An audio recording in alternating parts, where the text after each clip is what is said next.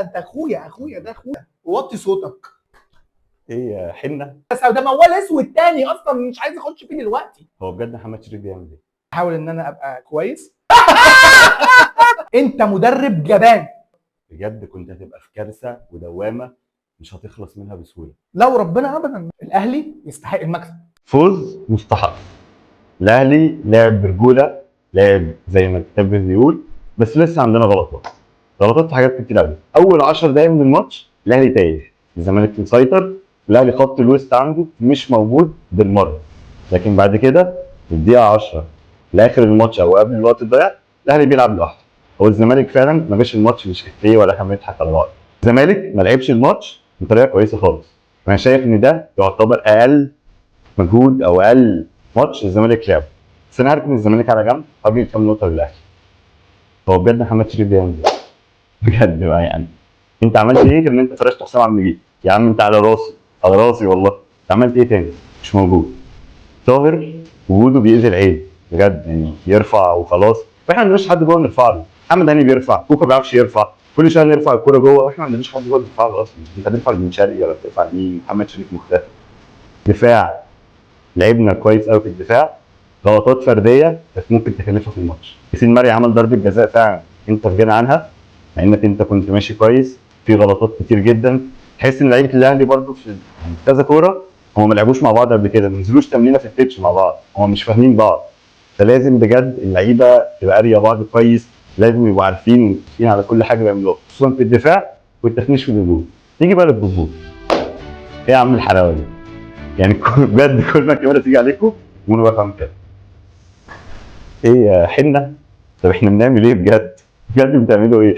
جمهور الزمالك اقسم بالله صوته قافل عليك كل حاجه، انت ما بتقولش حاجه اصلا. انت قاعد لحد الجون الاول انا سامع جمهور الزمالك بيغني وبيصفر. طب انت بتعمل ايه؟ يعني انت ولا بتعمل ده ولا بتعمل ده، واقف ساكت. بجد مهزله للجمهور. التالتة شمال باظت 3 نقط، ما خدتش بطوله، خدت 3 نقط تساعدك في مشوار الدوري. ابني على ده. فكنت لو خسرت من الزمالك النهارده بجد كنت هتبقى في كارثه ودوامه مش هتخلص منها بسهوله. 3 نقط مهمين، كسبت الزمالك اللي بينافسك على الصداره. ابني على ده بقى الفتره اللي جايه، ما نهمتش احنا ما خدناش بطوله. طبعا باين التيشيرت اللي انا اخترت اطلع بيه في الحلقه ده حداد على اداء الزمالك مش على نتيجه الماتش خالص. ايه الجبن ده بجد؟ انت مدرب جبان.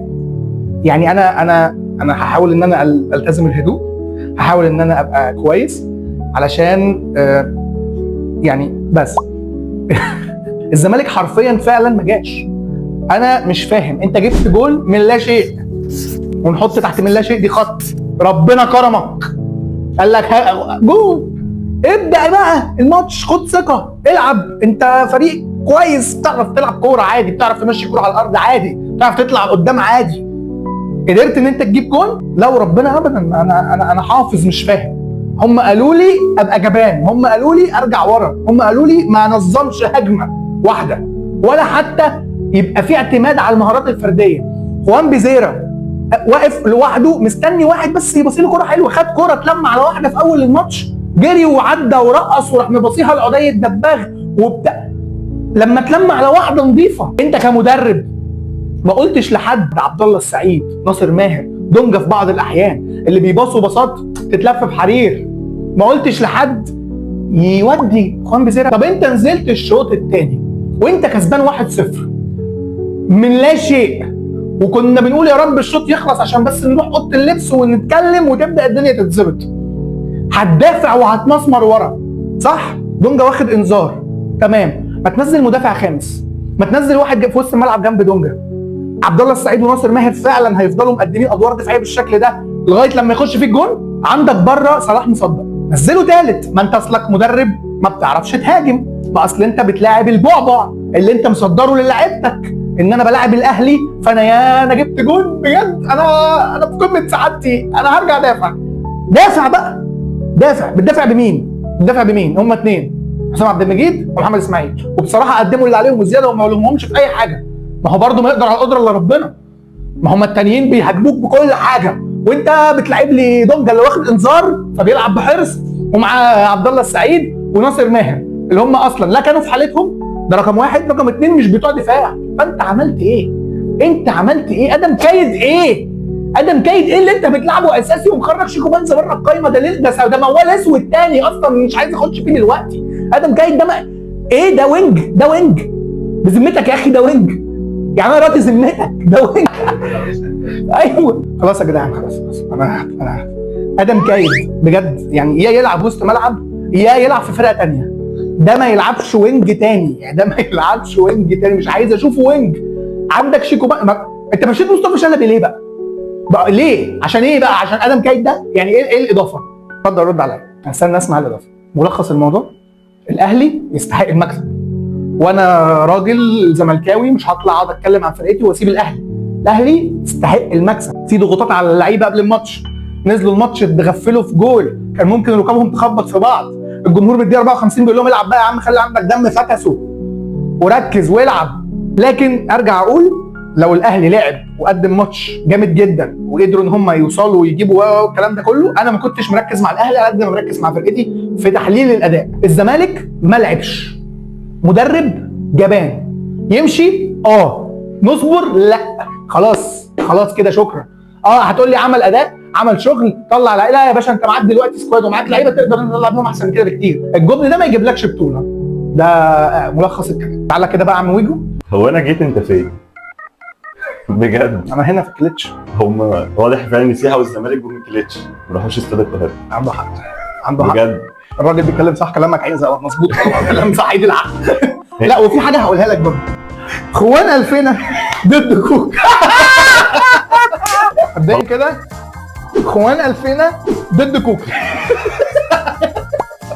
ده مبدئيا قبل اي حاجه. والله العظيم كوكا انت اديتنا كلنا لعنينا حق. انت فعلا بجد عملت ماتش ولا اهلاويه ولا الزملكاويه كانوا مستنيين منك بجد. يعني حاولت ابيض التيشيرت النهارده يعني عشان الراجل ما يبقاش متضايق، بس يعني انت بجد خلاص اديه لهم يعني عشان هم لسه عندهم دوري، فطلعهم يعني طلع خوان من جيبك ودي بقى المدرب بتاعه يروح بيه. بس نتكلم برجوله. الواد برضه اتظلم. كوكا عمل ماتش عالمي عليه، وكان كل ما يلمس الكوره كوكا يرمي نفسه عليه. خدتوا بالك من الحركه دي؟ كام خبطه كل ما يلمس الكوره بظهره كوكا ياخده بالبطن فدائي. انا يا باشا انا مش هريحك. ايوه هم قالوا لي امسكها فانا همسكها، انا هطلع عينك، وده عمله صح. ارجع برضه اقول ان العتاب مش على فيزيرا ولا على ان كوكا جامد، هو كوكا كان جامد، بس برضه المدرب ما قدرش يستخدم اهم سلاح عنده.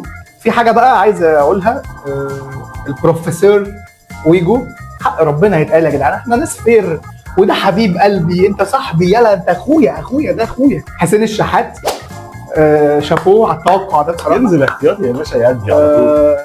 قال ان حسين الشحات هينزل يعني احتياطي فعلا، وهو اللي جاب مع بعض 3 نقط شويه. احنا قلنا قبل كده بره هينزل بيقلب الماتش.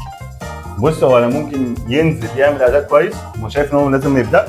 حسين الشحات ينزل احتياطي يلعب كويس، ممكن هتبدا بيه مش هيديك احنا احنا قلنا قبل كده في الحلقه اللي فاتت وهنفضل نقولها كل سنه، الاهلي لما بيقرب كله بيخاف، بدليل احنا شفناه النهارده في الماتش. ايوه انا بيخافوا ورقابهم بتخبط في بعض، ماشي، وخسروا من الاهلي صح، ويخسروا الماتشات الجايه تمام. والاهلي هيبدا. طب ما الدوري لسه فيه، ما تهدى ووطي صوتك. ماتش كسبته ب3 نقط. طب انت ما جيتش النهارده اصلا بتتكلم يا عم ما جيتش النهارده، هاجي تاني بكره ولا بكره ولا بعد ولا تاني. ما تنساش تعمل لايك، ما تنساش تعمل سبسكرايب، تعمل لنا شير، وتعمل لنا فولو بقى على كل البلاتفورمز، انستجرام، تيك توك، يوتيوب، انت فاهمني، فيسبوك بتاع. ثانيه ما تعملش حاجه. هو انت بتتكلم ليه؟ هو انت مش خسران؟ يا عم انا خسران، بس من حق ان انا اطلع اتكلم عشان انا ولا من حق يا عم تعالى الماتش ده وبعد كده اتكلم. والله العظيم هو انا يعني بذمتك يرضيك يعني ما اروحش الماتش وما اجيبش كليتش كمان؟ يعني ده ينفع؟ لا بصراحه